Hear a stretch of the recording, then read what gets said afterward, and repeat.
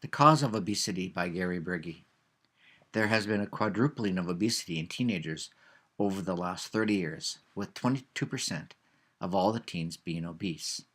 Over a third of the world's population is overweight or obese, and it is the fifth leading risk for global deaths. Overweight and obesity is the leading cause for diabetes, and a 23% cause in heart disease, and a 41% cause in cancer. We've seen some campaigns across North America that were all about educating about the energy activity balance. This campaign explained why you'd have to eat healthy and exercise more. By the end of the campaign, the numbers of kids battling obesity had steadily increased since 2000. Obesity is caused by taking in too many calories and not burning enough. Stress is causing hyperactivity of the hypothalamus pituitary pathway. Chronic stress causes the HPA pathway to continually produce cortisol, which is used to deal with the additional stress by releasing the energy stored in fat cells to restore homeostatic balance. However, under the conditions of constant stress, cortisol levels in the bloodstream build up and they stay high. When cortisol levels remain high, well past the point when danger has subsided, the body doesn't know when danger will come back. So the body responds to high levels of cortisol by producing more energy and stores it because the danger may come back. Prolonged chronic stress causes hypercortisolism, which changes the function of the adipose tissue or fat tissue in the body. Originally, it was thought that adipose tissue was simply a repository of fat cells, an energy repository system, but we now know that adipose tissue performs several other important functions. Fat cells protect the body's internal organs and preserves body heat as a thermal regulator. But the most important function is acting as an endocrine gland, which produces leptin.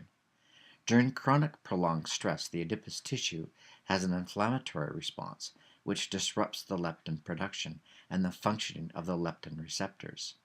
Now the signal that tells us that we have enough energy in the system is severely disrupted. So stress is interfering with the mechanism that tells us to stop food-seeking behavior. If stress continues, the cortisol not only demands more energy, but tells the body to seek out a certain kind of energy, carbohydrates. The simpler, the better, because carbohydrates turn into sugar very quickly. Now we are eating more than we need and eating foods that are designed to give that instant energy release, and the individual is locked in a chronic dysregulated stress state. The stress is remaining chronic and self-fueling.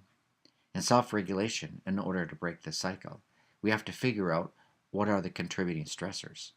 Is it biological, emotional, or a cognitive social stressor? Or is it all of them?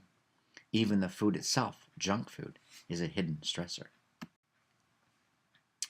When we binge on foods that have a very powerful bliss point, it manipulates the reward system, which stimulates the release of dopamine and keeps us eating and ingesting too much glucose and salt. The hypothalamus tries to regulate the amount of glucose and salt in the bloodstream, and if there's too much, it becomes toxic and acts like a poison. Too much glucose in the bloodstream causes metabolic syndrome, like diabetes, which is potentially lethal.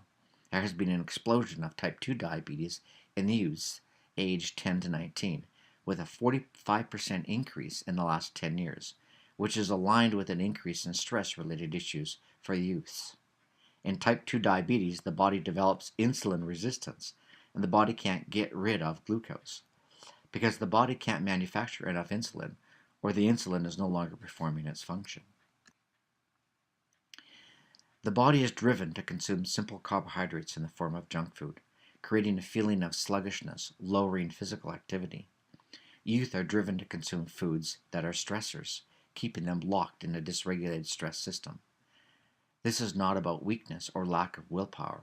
It is about a wave of neuro and hormonal reactions that drive our eating behavior, changing the way we metabolize food, affecting our dopamine and our exercise. How do you solve this problem? Diets try to suppress the symptoms by reducing the caloric intake and increase exercise. In self-regulation, we want to know what the stressors are, by looking at all 5 domains of stress and seeing which stressors can be reduced or eliminated. Self-regulation tries to recognize that having cravings indicates stress is too high, and the sugar we crave is very calming and sedating. This does not mean you can't have a treat, because that would reintroduce the stress. However, those cravings indicate your stress is too high, and you have to figure out a way to get back to calm by reducing the stress and exploring activities that are personally calming. For further information about using the Schenker 5-step method of self-regulation, please watch videos 3 to 8 in the video series on self-regulation.